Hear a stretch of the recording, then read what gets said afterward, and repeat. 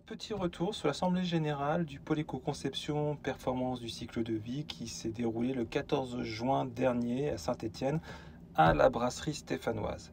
Alors pour rappel, le pôle éco-conception est une association d'industriels dont l'objet c'est d'accompagner les entreprises dans leur performance globale par l'intégration du cycle de vie et ce, en fait, effectivement par l'éco-conception.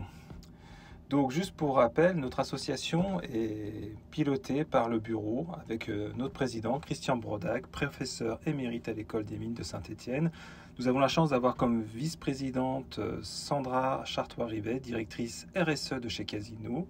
Et puis comme vice-présidente à la communication et secrétaire, Pauline Massard, responsable marketing chez Eurotable.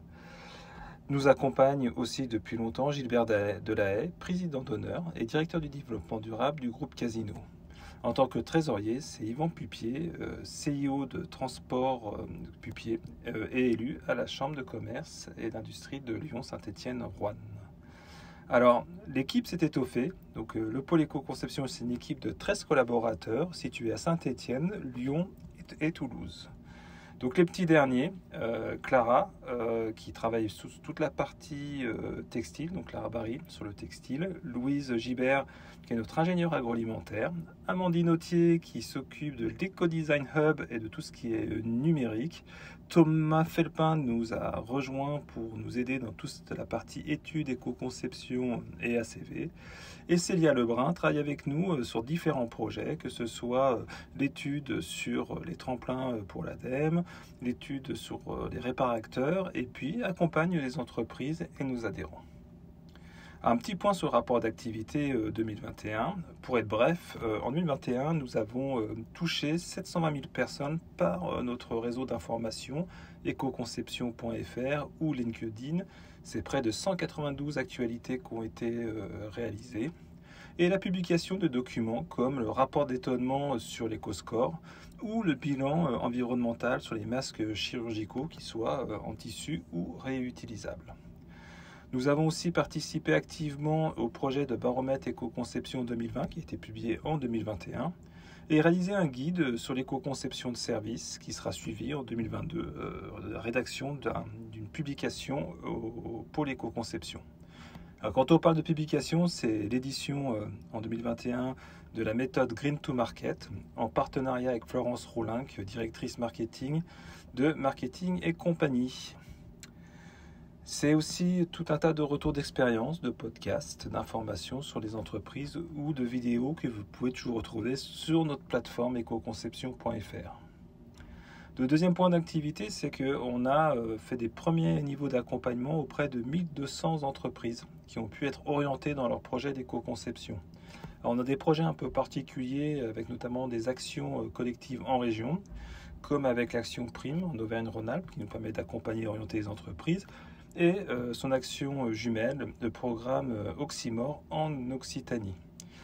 Il est à noter que l'année 2021 a été vraiment, on va dire, impactée par le plan France Relance, qui nous a permis d'accompagner via les tremplins et de former et accompagner les consultants de Bourgogne-Franche-Comté avec l'AER Bourgogne-Franche-Comté, l'agence d'innovation, et dans les régions de Grand Est et de Normandie en partenariat avec l'ADEME.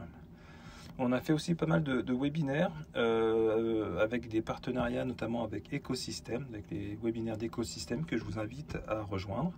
Et on a lancé tout un cycle de conférences animées par Christian Brodack, notre président. Donc un cycle de 14 conférences qui ont commencé en 2021.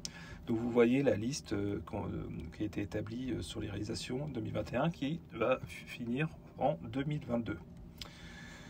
C'est aussi un programme de veille pour nos adhérents, donc c'est près de 500 articles partagés, c'est 160 membres inscrits, donc avec des méthodes pour retrouver les informations par mots-clés. La troisième action, c'est l'accompagnement des entreprises et la formation. Donc à noter que nous avons été référencés Calliope en 2021 et nous avons pu lancer tout un tas de programmes de formation. C'est près de 800 personnes formées en intra, en inter, en distanciel et avec des programmes un peu particuliers. J'en citerai qu'un seul, la masterclass par exemple pour les fabricants pour le Roi Merlin afin de former les sous-traitants. Dernier point d'activité, c'est la consolidation, la participation au réseau d'experts. Donc c'est près de 200 jours qui ont été investis là-dessus. Alors juste pour information, nous on participe pour le ministère de l'Environnement au groupe Miroir Écolabel. On anime le groupe de travail AFNOR, normalisation sur l'éco-conception. On est toujours membre fondateur du réseau Ecodesign Network of Ecodesign Centre, ENEC. On siège au conseil d'administration de ECOSD, le réseau des chercheurs français en éco-conception. Petite nouveauté, on a aussi un siège au Conseil national des aides auprès de l'ADEME. Alors c'est une année qui a été riche en enseignement et voilà, on a dû travailler avec les équipes. Vous voyez quelques images des journées sur le team building. Donc une année très importante sur le développement de l'éco-conception et je vous invite à suivre sur le réseau LinkedIn les activités du pôle éco-conception en 2022 qui sera encore plus riche. Je vous dis à bientôt, au revoir.